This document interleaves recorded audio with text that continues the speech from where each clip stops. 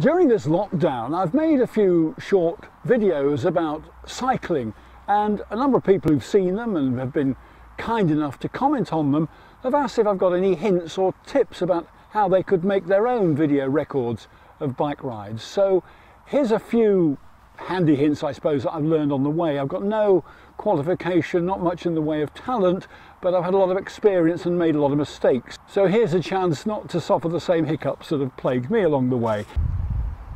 The main question, of course, is what camera?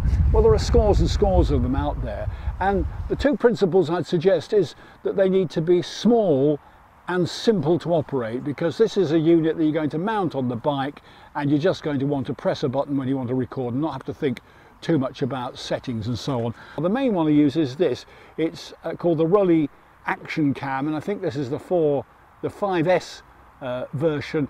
It's quite small, quite robust, got a nice rubber coating and very easy to operate. It's literally just one button off and one button on, and you just fix it on the bike, away you go. The results are very good. It shoots in a good resolution, nice format, easy to work with. So the Velo Action Cam, that's I suppose my main go-to camera.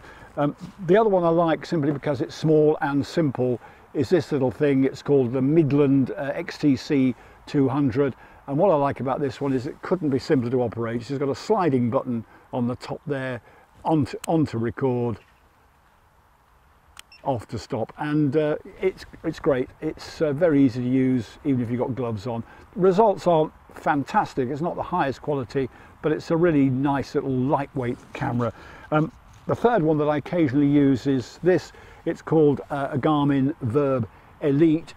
Good results, very high spec, nice robust body, and it's got this lovely on-off slider switch on the side, which does make it really easy to work.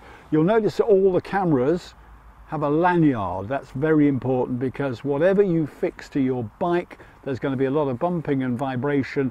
It's going to fall off. So however secure the clamp is, always have a secondary backup, a lanyard, so that if it does fall off, you don't lose the camera and the precious footage, and more importantly, it doesn't cause an accident. And you'll need one of these, a screw fitting clamp. They're pretty secure, always making sure that wherever you place the camera, it doesn't interfere with the steering or any operation of the bike and doesn't represent any kind of safety risk. So that's a must-have. You can also, of course, mount the camera onto you or on your helmet with something like that. Fits quite unobtrusively on the top of the helmet, or some can even be body worn. You can wear a harness and put the camera on that. The advantage of that is your body acts as a shock absorber and soaks up some of the vibration that you can get when cameras are mounted directly onto the bike.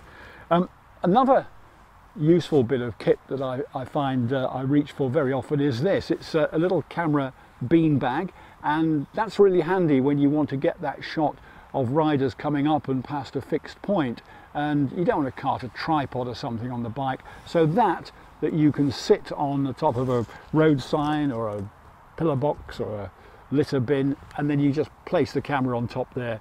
Works really nicely, gives you a lovely steady shot from the roadside. The same view shot from the same camera position can get a little bit tedious. So one variation you can try is to take the camera off the bike and just hold it and get various angles as you go along. You can do it as a selfie, or you can drop the camera down to get some shots of the wheels or the pedals.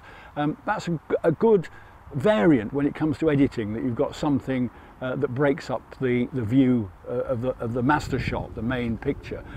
Always though, be ultra careful when you're using a camera whilst you're on the road. Really, that should only be done when you're on a traffic-free lane, or where you're absolutely sure that you're not going to encounter any potholes or any other hazards, where you need your concentration on the riding, not on the photography. Because although if you took a tumble, it would probably be a great hit on YouTube, that's no consolation when you're nursing grazed limbs and a broken bike. So that's it really. My final piece of advice is to get out and give it a go. Get your camera going, go out on a bike ride, press the record button, see what you can do with it afterwards. Look forward to seeing the results.